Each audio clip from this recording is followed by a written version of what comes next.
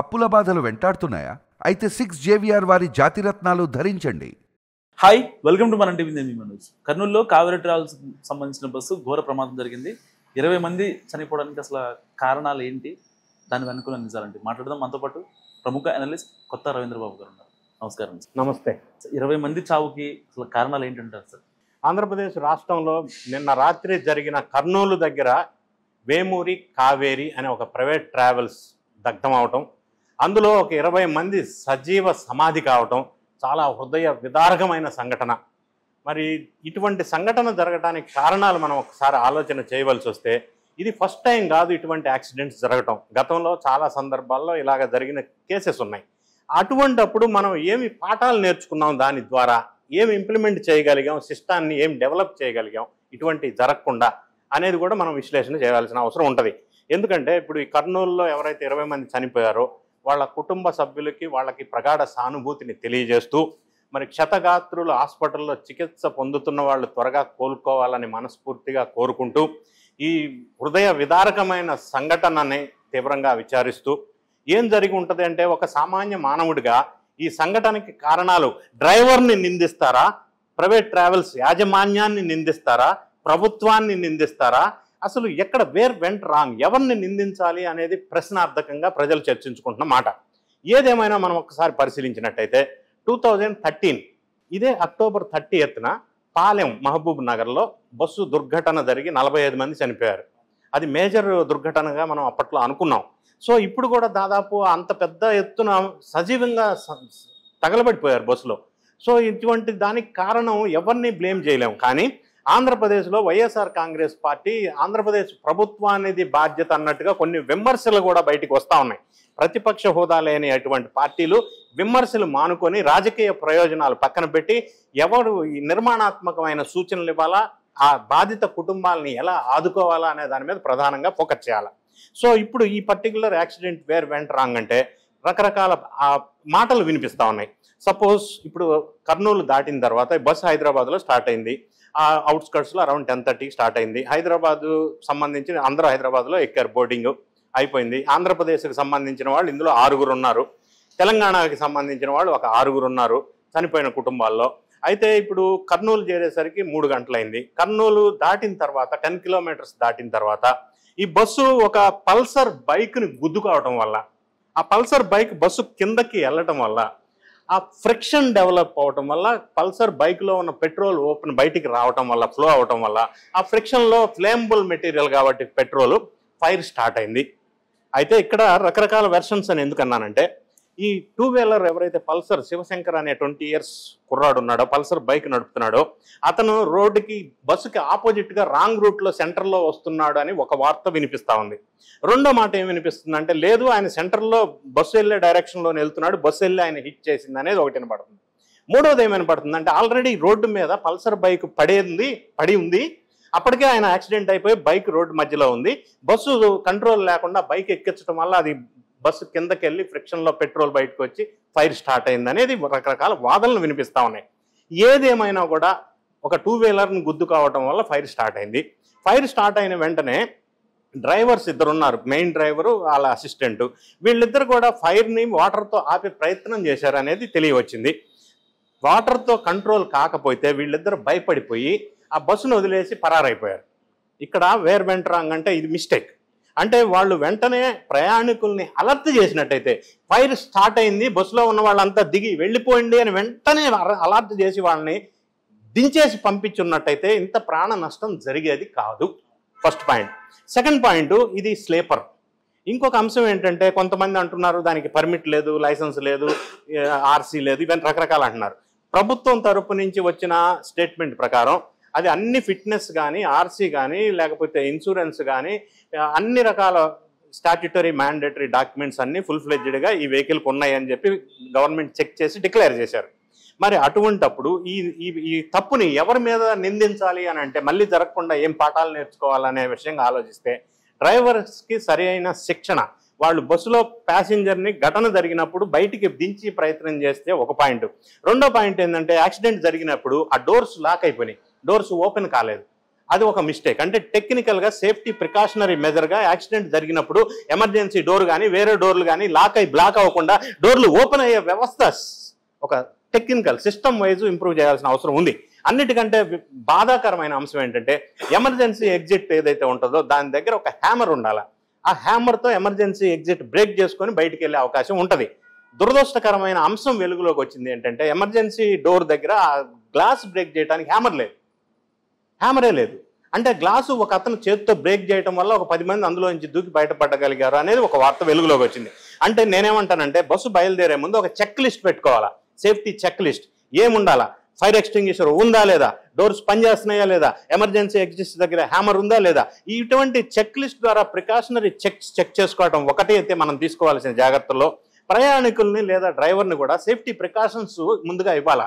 అంటే ఎక్కడ emergency exit ఉంది, ఏ విధంగా ప్రమాదకరమైన పరిస్థితుల్లో ఎస్కేప్ అవ్వాలి. అంటే ఫర్ ఎగ్జాంపుల్ ఏరోప్లేన్లో మనం కూర్చున్న వెంటనే నువ్వు ఫ్రీక్వెంట్ ఫ్లైయర్ ఉన్నప్పటికీ కూడా వాళ్ళు సేఫ్టీ ఇన్స్ట్రక్షన్స్ ముందుగా బ్రీఫ్ చేస్తారు. దానివల్ల అదే మాదిరి బస్సుల్లో కూడా చేయడానికి ఏమన్నా స్కోప్ ఉందా, లేదా సీటు దగ్గర సేఫ్టీ ఇన్స్ట్రక్షన్స్ ఏమన్నా ఒక పేపర్ లాంటిది ఏమన్నా డిస్ప్లే చేయవచ్చా.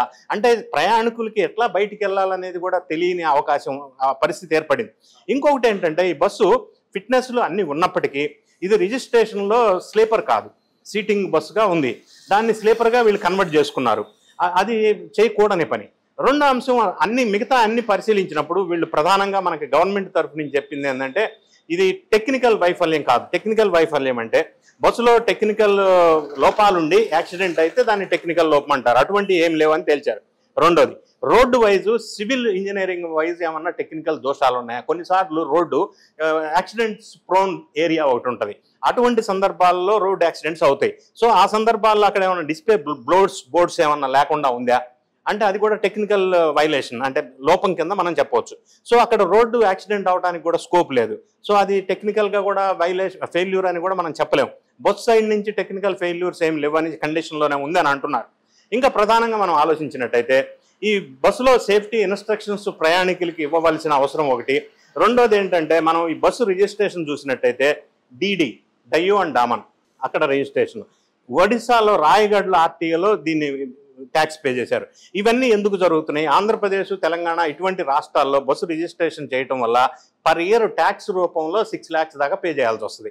అదే కేంద్ర పాలిత ప్రాంతాలైనటువంటి డయ్యూ డమన్, పాండిచ్చేరి లేదా మన నాగాలాండ్, అరుణాచల్ ప్రదేశ్ ఇటువంటి రాష్ట్రాల్లో రిజిస్ట్రేషన్ చేస్తే సంవత్సరానికి 50,000 పే చేస్తే సరిపోద్ది. అంటే ఈ ట్రాన్స్పోర్ట్ మేనేజ్మెంట్ వాళ్ళకి ఒక 5.5 lakhs పర్ ఇయర్ సేవ్ అవుతుంది. అందుకని వీళ్ళు ఆయా రాష్ట్రాల్లో అడ్రస్లు సృష్టించి వేరే రాష్ట్రాల్లో రిజిస్ట్రేషన్ చేసి తీసుకొస్తున్నారు. ఇంకొక అంశం, స్టేట్ కంట్రోల్ ఈ బస్సు మీద ఉండదు అని ఎందుకు అంటున్నానంటే సెంట్రల్ గవర్నమెంట్ వాళ్ళు 1 nation 1 permit అనే ఒక విధానం తీసుకొచ్చారు. ఆ పర్మిట్ ద్వారా ఈ ట్రాన్స్పోర్ట్ మేనేజ్మెంట్ వాళ్ళు ఒక పర్మిట్ తీసుకుంటారు. అంటే దేశం మొత్తం మీద కూడా 1 nation 1 permit తీసుకుంటే ఏ రాష్ట్రంలోనైనా ఈ బస్సు టూరిస్ట్ హోదాలో తిరగవచ్చు. సో ఆ విధంగా తిరుగుతున్నప్పుడు స్టేట్ గవర్నమెంట్ దాన్ని ఆపటానికి, అంటే వైఎస్ఆర్ కాంగ్రెస్ పార్టీ విమర్శలకు నేను ఆన్సర్ చెప్తున్నాను, ఆపటానికి కంట్రోల్కి అవకాశం లేదు. మనం ప్రధానంగా చూడవలసింది ఏంటంటే ఇంకొక అంశం ఏంటంటే యాక్సిడెంట్ జరిగినప్పుడు ప్రయాణికుల్లో కూడా ఎటువంటి ఆలోచన ఉంది, వాళ్ళ థింకింగ్ ఎట్లా ఉందంటే ఈ బయటకు వచ్చిన కొంతమంది దాన్ని కెమెరాల్లో ఈ వీడియోస్ పిచ్చేందో, ఈ రీల్స్ పిచ్చేందో, ఆ టైంలో కూడా ఇటువంటి సంఘటనలో కూడా వీడియోస్ తీసి షేర్ చేయటం, ఆనందించటం తప్ప ఒక్కడు కూడా డైల్ 100కి ఫోన్ చేయలేదు. పోలీసులకు ఎందుకు ఇన్ఫార్మ్ చేయలేదని వెలుగులోకి వచ్చింది. మాట ఎందుకు అంటున్నానంటే ఆ టయానికి ఆ ప్రాంతంలో వెళ్తున్నటువంటి హైమారెడ్డి అనే ఒక మహిళా పోలీస్ డిపార్ట్మెంట్లో పనిచేసిన వ్యక్తి, ఒక ఆమె పేరు హైమారెడ్డి. ఆమె మన తెలంగాణ ప్రాంతానికి చెందిన సజ్జనార్ దగ్గర పోలీస్ డిపార్ట్మెంట్లో పనిచేశారు. అనుకోకుండా ఆ టైంలో ఆమె ఆ ప్రాంతాన్ని నుంచి వెళ్తూ ఉన్నప్పుడు కారులో ఈ సంఘటన చూసి వెంటనే ఆమె కర్నూలు డిఎస్పీకి, ఎస్పీకి, పోలీసులకి ఇన్ఫార్మ్ చేసింది. ఆమె ఇన్ఫార్మ్ చేసిన తర్వాత 20 minutes వెంటనే ఘటనా స్థలానికి ఫైర్, పోలీస్ అందరూ వచ్చేసారు. సో ఆ పని చేసినందుకు హైమారెడ్డి అనే ఒక మహిళని మనం అభినందించాలా. ఈ ప్యాసింజర్లో ఏ ఒక్క వ్యక్తి కూడా అటువంటి చేయాలన్న ఆలోచన చేయకపోవడం దురదృష్టకరం. వీళ్ళ నైతిక బాధ్యత కదా, అది చేయాలి కదా, ఇన్ఫార్మ్ చేయాలి కదా. అది చేయకుండా ఫోటోలు, రీల్స్ తీసుకొని ఎంజాయ్ చేయడం కాదు చేయాల్సింది. రెండో అంశం, ఘటన జరిగినప్పుడు బాధితులకి తగిన విధంగా ఇన్స్టెంట్గా ఏ విధంగా సహాయపడగలగా, సహాయ కార్యక్రమాల్లో ఏ విధంగా గవర్నమెంట్కి మనం సహాయం అందించాలని నిర్మాణాత్మకంగా మనం ఆలోచించాలా.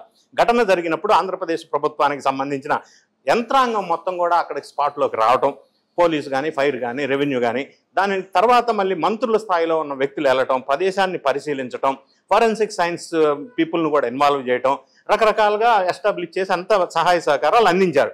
ఇక్కడ ప్రధానంగా ఇంకొక లోపం ఎక్కడ ఉంది అని మనం ఆలోచించినట్టయితే, ఇంత తొందరగా ఫైర్ స్ప్రెడ్ అవ్వడానికి గల కారణం ఏంటంటే, ఈ బస్సుల్లో ఎవరు ఏ పార్సిల్ ఇస్తే ఆ పార్సిల్ బస్సులో వేసుకొని వెళ్తూనే ఉన్నారు. పార్సిల్స్ ఓపెన్ కూడా చేయకుండా, కంటెంట్ అందులో లోపల ఏముందనేది కూడా చూడకుండా పార్సిల్స్ తీసుకెళ్లటం వల్ల నిన్న జరిగిన బస్సు దుర్ఘటనలో ఒక 400 సెల్ ఫోన్స్ సామాను పెట్టే కింద ఏరియాలో ఉన్నాయి. సో హీట్ ఎప్పుడైతే జనరేట్ అయిందో ఫైర్, 2 వీలర్ గుద్దు కావటం వల్ల ఆ వేడికి ఈ సెల్ ఫోన్ బ్యాటరీస్ హీట్ ఎక్కుతాయి. హీట్ ఎక్కినప్పుడు ఆ బ్యాటరీలన్నీ ఒకసారి పేలినాయి. అంటే ఈ యాక్సిడెంట్ తక్కువ టైంలో ఇన్స్టెంట్గా పెద్ద ఎత్తున పెరగటానికి గల కారణం ఈ బస్సు వాళ్ళు ఆ సెల్ ఫోన్స్ తీసుకొని వెళ్ళటం. అంటే అది చేయకూడని పని, ఇల్లీగల్ యాక్టివిటీ. దానివల్ల సెల్ ఫోన్ బ్యాటరీస్ హీట్ ఎక్కి బ్లాస్ట్ అవ్వటం వల్ల తొందరగా ఫైర్ ఇది అయిపోయింది. మూడో అంశం ఏంటంటే, ఈ స్లీపర్ బస్సెస్లో మరీ ముఖ్యంగా ఏదన్నా ఇటువంటి సంఘటన జరిగినప్పుడు సీటింగ్ అరేంజ్మెంట్ ఉన్న బస్సులోనైతే వెంటనే బయటికి వెళ్ళడానికి అవకాశం ఉంటుంది. ఈ స్లీపర్లో ఏంటంటే ఆ కన్స్ట్రక్షన్, ఆ కర్టన్స్ కానీ, ఈ పరుపులు, ఇటువంటి వ్యవహారాలన్నీ ఉంటాయి. స్లీపర్ బస్సులో నుంచి ఆ బెడ్ మీద నుంచి వీళ్ళు బెర్త్ మీద నుంచి బయటకు వచ్చి బయటికి పరారవటానికి, వెళ్ళటానికి, ఎస్కేప్ అవడానికి టైం టేకింగ్. అదే సీటింగ్ అరేంజ్మెంట్ అంటే తొందరగా వెళ్ళొచ్చు. సో స్లీపర్లో అదొక ఇబ్బందికరమైన అంశం.